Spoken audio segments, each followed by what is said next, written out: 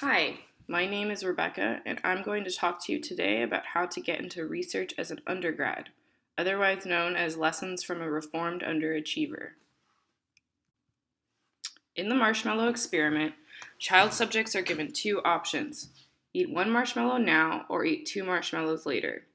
Conducted for the first time in 1960, it showed that a person's success as an adult could be reliably predicted based on their ability to withhold gratification as a child. I recall learning about this experiment several years ago and thinking to myself, I know which child I would have been. Fortunately for me, I had aspirations that I had no business pursuing. I was a self-proclaimed artist and therefore doomed to be bad at math and sciences. I was diagnosed with ADD at age 13 and school was not my friend. This was pretty much my story up through high school. But if we flash forward to today, I find myself at UCSD pursuing a degree in cognitive science. Even more surprising to my younger self, though, I think would be my resume of research experiences as an undergraduate, which are working with dolphins at the US Navy, working in an EEG lab studying schizophrenia, and studying genetic data to better understand schizophrenia. You might be asking, what changed between now and high school? It's hard to chalk it up to one thing, but I would say the biggest factor was my nagging interest in the sciences and a little bit of throwing caution to the wind. In short, I said, what the hell, let's try this. Decided to return to school, failure be damned. And so here we are. So why am I telling you all of this? Well, it's my belief that my accomplishments are not unique, and that they are a matter of a changed mindset and a few key actions that anyone can take if they want to get into research. My hope is that by sharing what worked for me to other aspiring undergraduate researchers, you can get a similar research opportunity experience for yourself. To start, let me describe the circumstances that led up to each of my own research opportunities. As I mentioned, my first research experience at UCSD involved working with dolphins at the US Navy. It was my first quarter at UCSD when this opportunity was shared with me by my then professor. It was to be a long-term project, about a year and a half, on dolphin social cognition. I applied thinking I'm interested in behavior and, oh my gosh, dolphins. My professor selected me to work on the project among a few other students. She later told me that her basis for selecting me was that I had asked good questions in class. My second experience involved working in an EEG lab studying schizophrenia. This is my introduction into the world of mental illness research, a topic which I hold near and dear. It entailed working with human subjects, which I felt was more in line with my aspirations as a researcher. Prior to getting this opportunity, I applied for an undergrad program at UCSD that was designed to prepare undergraduates for STEM graduate degrees. I was accepted into this program in no small part due to a letter of rec from my dolphin professor, which shows how far participating in a class can really go. So anyway, part of this program involved working in a lab at UCSD that summer. They provided us with a list of labs that were accepting students, and that's where I came across this EEG schizophrenia lab. I worked there over the summer and, having my foot in the door, was able to continue working there the following fall quarter.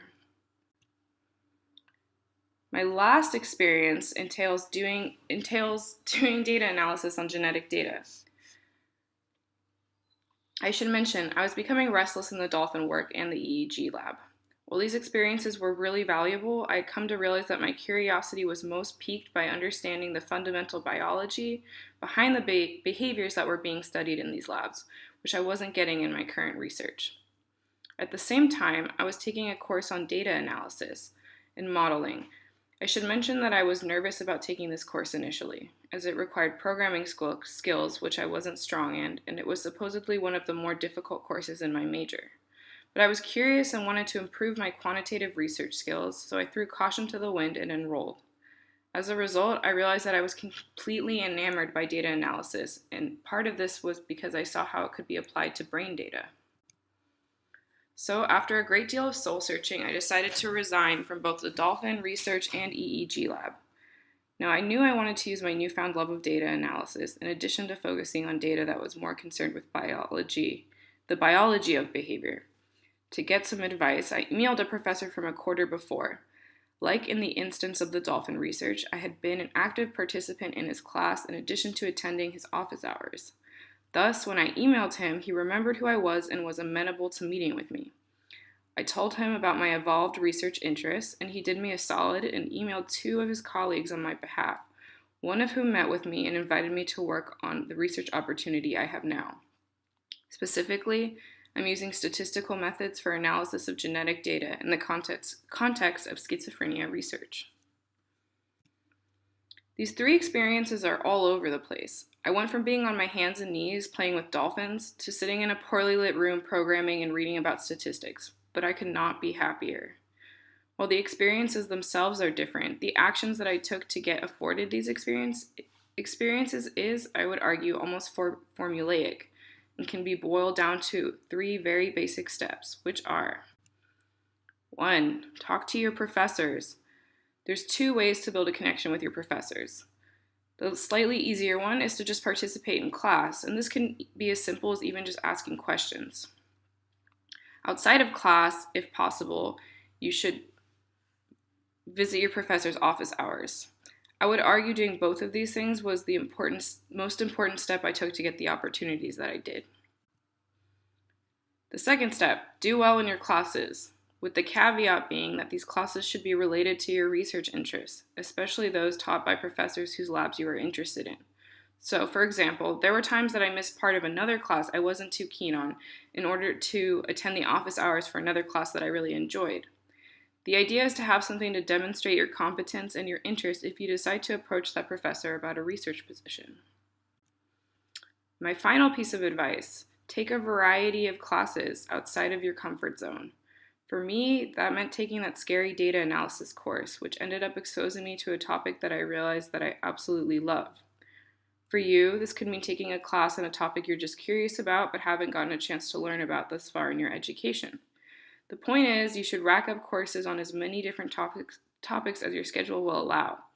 After all, the point of being an undergraduate is not to become an expert in one topic, but to expose yourself to many topics. If you had asked me just 5 years ago where I would be, I wouldn't have known the answer, but I would know it would not have included pursuing a graduate degree in neuroscience, which is my next step after graduation. Even after having gained a great deal of experience, and with that confidence, I have moments where I ask myself, how did I get here? The path was never well defined on the outset, no matter how clear it may seem in retrospect. However, I can say one thing with certainty. The reason behind any and all of the successes I've had in research experiences here at UCSD can be traced back to the steps I've shared here today. No flashy projects, no hidden genius, just a little bit of curiosity and initiative. Really. For this reason, research experiences of your own are well within your reach. Because, seriously, if I could do it, so could you.